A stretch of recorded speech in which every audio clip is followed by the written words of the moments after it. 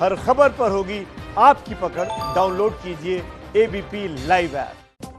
देखिए, अब से कुछ ही देर पहले हाथरस मामले पर सुप्रीम कोर्ट में सुनवाई खत्म हुई है आज की। उत्तर प्रदेश सरकार की तरफ से पूरे मामले पर एक हलफनामा अदालत के सामने रखा गया। एबीपी न्यूज के पास वो हलफनामा मौजूद है। इसमें यूपी सरकार ने लड़की के 3 बयान कोर्ट को बताए। अंतिम संस्कार रात में क्यों किया, इसका जवाब अदालत को दिया है।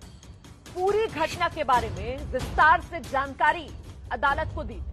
ये वो हलफनामा, ये वो एफिडेविट उत्तर प्रदेश सरकार की तरफ से जो अदालत में रखा गया। इस एफिडेविट की बड़ी बात यही है कि इस एफिडेविट में पीड़ित के जो लड़की है उसके 3 बयान हैं, जिसका जिक्र किया गया है उत्तर प्रदेश सरकार की तरफ से।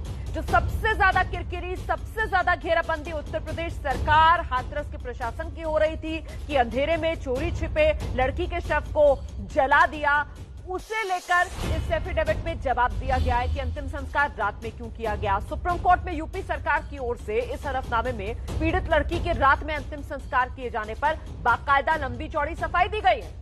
हलफनामे में लिखा गया है, जिला प्रशासन को इंटेलिजेंस इनपुट मिले थे कि अंतिम संस्कार के दौरान बड़ी हिंसा हो सकती है, बड़ी तादाद में लोग इकट्ठे हो सकते हैं। इस मुद्दे को जातीय और सांप्रदायिक रंग दिया जा सकता था। अयोध्या बाबरी केस पर आए फैसले के बाद जिले में हाई अलर्ट था। साथ ही कोरोना की वजह से केंद्र सरकार की गाइडलाइंस के मुताबिक प्रशासन को यह सुनिश्चित करना था कि एक जगह पर लोग बड़ी संख्या में जमा ना हो। तो सरकार ने कहा है कि आखिरकार रात के अंधेरे में अंतिम संस्कार क्यों किया, इसकी वजह सिलसिलेवार ढंग से जो इस एफिडेविट में गिनाई गई, जिसमें कोरोना में भीड़ को जमा होने से रोकना था, एक वजह यह भी बताई गई है। मृतक लड़की के परिवार वालों को जिला प्रशासन ने रात में ही अंतिम संस्कार के लिए राजी किया, जिससे सुबह के वक्त ऐसा करते हुए बड़े स्तर पर होने वाली हिंसा को टाला जा सके। ये सरकार ने बताई है वजह अंतिम संस्कार रात में करने की। सबसे बड़ा सवाल सरकार पर यही था कि आखिरकार स्थानीय प्रशासन ने ऐसा क्यों किया। स्थानीय प्रशासन ने रात के अंधेरे में 2:30 बजे शव जो है उसे क्यों फूंक दिया। अब सरकार की तरफ से कहा जा रहा है पोस्टमार्टम के 20 घंटे बीत चुके थे, परिवार को राजी करके ही अंतिम संस्कार रात में किया। अंदेशा था कि सुबह होते ही भीड़ जुटना शुरू हो जाएगी। भीड़ से बचाने के लिए, जातीय हिंसा, सांप्रदायिक हिंसा से पूरे इलाके को झुलसने में बचाने के से ही प्रशासन की तरफ से ये फैसला लिया गया। हम सीधे रुक करते हैं। मेरे साथ मेरे सहयोगी निपुण सहगल इस वक्त मौजूद हैं और डिटेल्स के साथ। निपुण, सबसे अहम तो इसी सवाल का जवाब था कि आखिरकार रात के अंधेरे में 2:30 बजे बिना परिवार की रजामंदी, बिना परिवार की मौजूदगी के अंतिम संस्कार कैसे कर दिया स्थानीय प्रशासन ने। और स्थानीय प्रशासन की तरफ से यूपी सरकार ने जो जवाब दिया है उसमें तो बताया गया है कि परिवार को राजी कर लिया गया था। और क्या क्या वजह गिनाई गई है, जरा बताइए विस्तार से।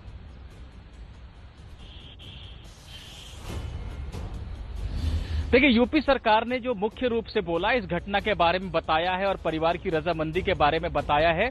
इसके अलावा सबसे हैरानी की बात तो यह है कि यह मामला आज पहली दफा लगा था। यूपी सरकार को ना कोई नोटिस जारी हुआ था, ना कोई जवाब मांगा गया था। सुनवाई से पहले खुद ही हलफनामा दाखिल कर दिया यूपी सरकार ने। एक मुस्तैदी दिखाई अपनी तरफ से और ये बताने की कोशिश की कि 14 तारीख से लेकर अब तक जो कुछ भी इस मामले में हुआ है उसमें नियमों का पालन किया गया है। हमने अपनी पूरी भूमिका निभाई है। जब जब पीड़िता ने जो बयान दिया, हमने वो सेक्शन दर्ज किया, आरोपियों की गिरफ्तारी की, जो उसकी मृत्यु के बाद परिवार की रजामंदी से ही दाह संस्कार किया गया, ये तमाम बातें कही है। उसके अलावा ये कहा है कि जब लगा कि जांच में कुछ कमी हो सकती है तो हमने एसआईटी का गठन कर दिया। इसके बाद लगा कि लोगों की भावनाएं और हमें भी लगा कि निष्पक्ष जांच हो, जिसमें राज्य की पुलिस का कोई दखल ना हो, तो हमने सीबीआई जांच की अनुशंसा कर दी है। आगे यूपी सरकार कहती है कि सीबीआई ने अभी तक जांच को स्वीकार किया नहीं है। सुप्रीम कोर्ट खुद आदेश दे दे सीबीआई को कि आप जांच कीजिए और सुप्रीम कोर्ट निगरानी का काम अपने ऊपर ले ले। तो ये तमाम बातें बताकर बिना नोटिस के जवाब दाखिल करके यूपी सरकार ने खुद को पाक साफ दिखाने की इस मामले में कोशिश की है। सुप्रीम कोर्ट ने भी विस्तार से सभी बातों को सुना है और कुछ पहलुओं पर जवाब यूपी सरकार से मांगा है। सुनवाई फिर अगले हफ्ते होगी। पाक साफ दिखाने की कोशिश यूपी सरकार की तरफ से ये जो की गई है इस हलफनामे के जरिए, इस हलफनामे के बाद और सामने आने के बाद वो क्या कुछ सवाल हैं जिसे लेकर अभी और घेरा जा सकता है यूपी सरकार को, मैं इस पर आपके पास आऊंगी, लेकिन उससे पहले जरा देखिए किस तरीके से उत्तर प्रदेश सरकार ने ये जो हलफनामा दिया है सुप्रीम कोर्ट में, इसमें लड़की के 3 बयानों का जिक्र किया गया है, 3 बयान शामिल हैं और उनमें क्या कुछ कहा गया है ये जान लीजिए आप। पहला बयान 14 सितंबर का बयान है। इसमें पीड़ित ने कहा था कि संदीप ने जान लेने की कोशिश की। दूसरा बयान ये देखिए, ये पहला बयान आया, ये 14 सितंबर का बयान है और दूसरा बयान 19 सितंबर का। इस दिन पीड़ित ने कहा कि संदीप ने यौन शोषण कर हत्या की कोशिश की। ये 19 सितंबर को पीड़ित ने बयान दिया। और फिर आखिरी बयान, तीसरा बयान 22 सितंबर का। इसमें पीड़ित ने नाम लिए संदीप, रामू, लवकुश, रवि, इन्होंने रेप किया। कुछ और नाम इसमें जोड़े पीड़ित ने। अच्छा, हाथरस में पुलिस और प्रशासन की भूमिका पहले दिन से ही सवालों के घेरे में। ऐसा लग रहा था जैसे किसी सच पर पर्दा डालने की कोशिश हो रही है और अब आरोपियों का परिवार सामने आया है। इस पूरी घटना की एक नई कहानी सामने लेकर आ रहा है आरोपी पक्ष। सवाल है कि पीड़ित लड़की के परिवार ने क्या अब तक जो कुछ कहा है, अब आरोपियों का परिवार जो कह रहा है उसमें आखिर सच है क्या?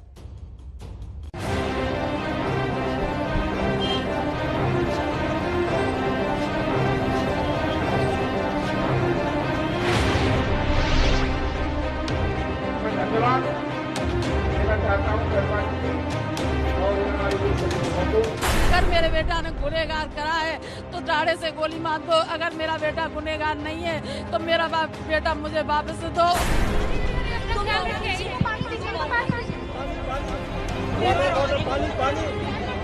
वही लोगों की सोची समझी साजिश है जो अब ये लोग मोड़ उसे नया दे रहे हैं कि ऐसा हुआ, ऐसा कुछ भी नहीं था।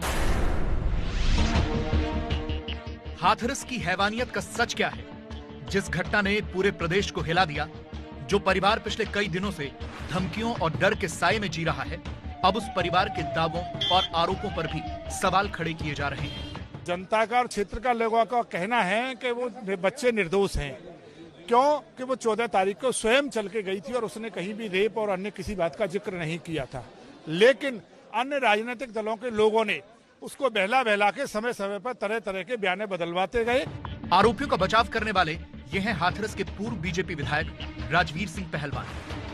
राजवीर सिंह के घर में रविवार को एक पंचायत हुई जिसमें गांव के वो लोग इकट्ठा हुए जो इस मामले में आरोपियों के पक्ष में खड़े हैं। इस पंचायत में आरोपियों के परिवार के लोग भी शामिल हुए और उन्होंने आरोपियों को तुरंत रिहा करने की मांग की। मेरा बेटा निर्दोष है बिल्कुल। मैं लवकुश के पास ही थी जहाँ वक्त पर ये घटना उठी है, जब लवकुश के पास में चारा काट रही थी खेत में अपने में। मेरा बेटा निर्दोष बताया जा रहा है। मैंने तो खुद पानी लाके उसको बेटा से बोल के पानी मंगाया, पानी लाके उसकी माँ के हाथ में दिया कि बेटा इस लो भाभी इसे पिला दो, और मेरा बेटा निर्दोष बताया जा। मेरा बच्चा घटना वाले दिन गाँव में ना हो, वो करीब 7 बजे रोज की तरह ड्यूटी चलो जाते चिल्लर पे, और घटना बिल्कुल असत्य है। जो बच्चे निर्दोष बताए जा रहे हैं सबरे के सबरे, इनमें मौके पे कोई नहीं है।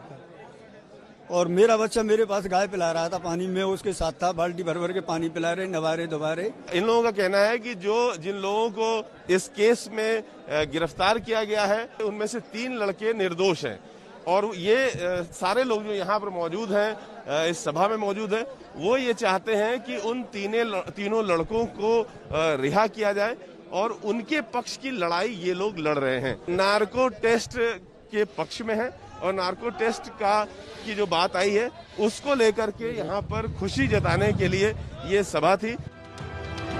हाथरस केस में आरोपियों का परिवार ये साबित करने में लगा है कि गैंगरेप हुआ ही नहीं और इस सारी घटना की वजह पुरानी रंजिश है। मेरे बेटे को नाजायज फंसाया जा रहा है। मेरा बेटा वो टाइम वहाँ था ही नहीं, और ये पुरानी रंजिश है उसे निभा रहे हैं। ये तो हमारी कोई रंजिश नहीं है, कोई झगड़ा नहीं है। गांव में रह के ये टूटू में हर एक इंसान के साथ चलती रहती है, मगर ये रंजिश वाली बात है, ये कुछ भी नहीं है।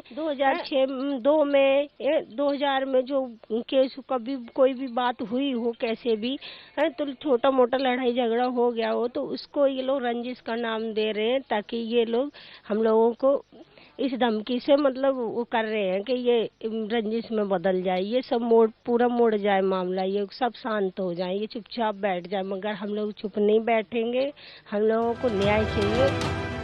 जहां पीड़ित परिवार अभी भी अपनी मांग पर अड़ा हुआ है, वहीं आरोपियों के परिवार की तरफ से नए और गंभीर आरोप लगाए जा रहे हैं।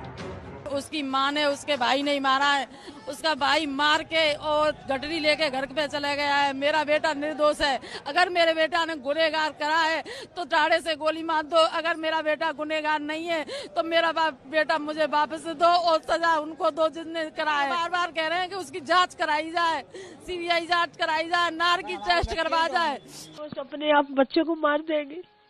मेरे साथ थी लड़की, कोई फिर बेटी बुरी किसी को लगती है, को मार देगी। मेरी बेटी हंसती खेलती संग सोती, मेरे बगैर तो सोती नहीं थी वो। जब से गई है, जब से मुझे नींद नहीं आती है रात को। आरोप ये भी है कि पीड़ित लड़की और आरोपी एक दूसरे को पहले से जानते थे, लेकिन पीड़ित परिवार इस बात से साफ इनकार कर रहा है। एक जो बड़ी बात वीडियो जारी करके आरोपी पक्ष लगा रहा है वो ये है माँ जी कि आपकी बेटी अपनी इच्छा से वहाँ गई थी और उस लड़के से वो पहले से मिलती जुलती थी। जितनी बात बना ले जितनी थोड़ी है। मेरी बेटी निकलती नहीं घर से, जाती नहीं, मैं मुश्किल से लेके गई हूँ। मम्मी चल चल कर, नहीं मम्मी तुम जाओ दोनों जनी, तुम चले जाओ, मैं खाना बनाई। वो कहीं जाती ही नहीं थी, घर का ही सारा काम करती हूँ। तक हमारे अड़ोस पड़ोस के भाई बहन है उनके, वो उनसे भी बात नहीं करती थी। तो वो तो बहुत बड़ी चीज है, उस लड़के से बात करना तो बहुत बड़ी बात है।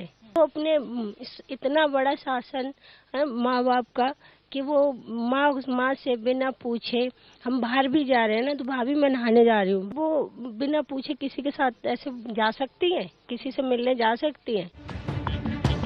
पीड़ित लड़की के परिवार का कहना है कि ये सारी बातें सिर्फ फैलाई जा रही हैं, जिससे पूरे केस को नया मोड़ दिया जा सके। सवाल है कि फिर नार्को टेस्ट कराने में क्या आपत्ति है? हमने कोई अपराध किया है? बच्चा भी हमारा गया तो फिर दिक्कत क्या है? दिक्कत क्या है? नार्को टेस्ट किसका होना चाहिए? डीएम साहब का करवाइए। किसका होना चाहिए? आईडीओ साहब का होना चाहिए। है जो एसओ दरोगा जो भी उसमें केस में शामिल हुए हैं उन लोगों का करवाना चाहिए। उन्होंने कितने पैसे लिए हैं इस बॉडी को खरीदने के लिए, इस केस को दबाने के लिए कितना खा रहे हैं? क्या सरकार भी बिक गई है? उनके सारे जो भी हैं बड़े बड़े अधिकारी सब बिक चुके हैं। पीड़ित परिवार की तरफ से सीबीआई जांच पर भी सवाल उठाए जा रहे हैं। उनका कहना है कि जब अब तक पुलिस से लेकर प्रशासन ने उनके साथ धोखा और जबरदस्ती की तो आगे इंसाफ की उम्मीद कैसे लगाएं? वहीं आरोपियों के बचाव में उनका परिवार भी सामने आ गया है। मान लो हमारे बेटा जुर्मबार हैं तो जो सजा बनते हो फांसी की बनते हो फांसी दे दी जाए। और गुआ के बचाव में अगर हम को बच्चा बचाव में हम को झूठ बोल रहे हो तो हमारी गोली हमें गोली मार दी जाए। इस बीच हाथरस में सवर्ण समाज की तरफ से भी आरोपियों के पक्ष में लामबंदी शुरू हो गई है।